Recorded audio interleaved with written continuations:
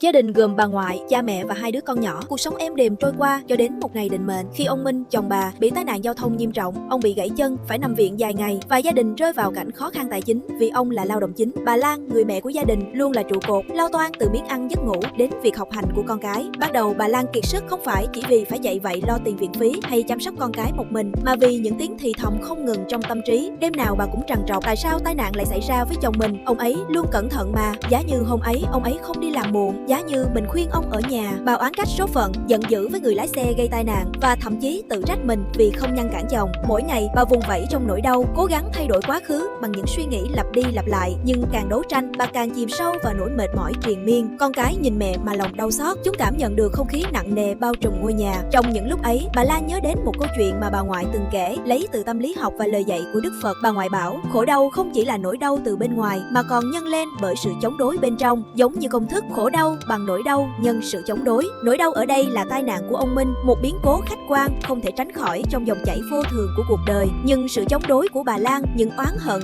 dằn vặt đã nhân nỗi đau ấy lên gấp bội. Rồi bà nhớ đến bài học mũi tên thứ hai mà bà ngoại hay kể từ kinh Tương Ưng Bộ. Đức Phật dạy rằng khi một người bị bắn bởi mũi tên đầu tiên, đó là nghịch cảnh như bệnh tật hay mất mát, họ đã đau rồi, nhưng kẻ phàm phu lại tự bắn thêm mũi tên thứ hai vào mình bằng sự sầu muộn, than van, oán trách. Con ơi, mũi tên đầu tiên làm đau da thịt, nhưng mũi tên thứ hai mới độc hại, làm vết thương lan tỏa không ngừng. Bà ngoại từng nói. Bà Lan nhận ra tai nạn của chồng là mũi tên đầu tiên, nhưng chính bà đang tự bắn mũi tên thứ hai bằng cách không chấp nhận thực tại, khiến cả gia đình cùng chịu đựng. Một buổi chiều mưa tầm tã, khi ngồi bên giường bệnh của chồng, bà Lan quyết định thay đổi. Bà hít một hơi sâu, thở ra nhẹ nhàng và tự nhủ, chuyện này đã xảy ra rồi, đây là quả của một nhân duyên nào đó trong quá khứ, mình chấp nhận nó để lòng được yên. Không còn oán trách người lái xe, bà bắt đầu tha thứ, thậm chí gửi lời hỏi thăm họ qua người quen. Không còn dằn vặt bản thân, bà tập trung vào hiện tại, dạy con cái tự lập hơn, tìm việc làm thêm để lo cho gia đình và chăm sóc chồng với tình yêu thương chân thành. Nhiều người nghĩ chấp nhận là yếu đuối, là cam chịu số phận, nhưng với bà Lan, chấp nhận là hành động dũng cảm nhất. Giống như khi trời mưa, thay vì đứng giữa trời gào thét tại sao lại mưa,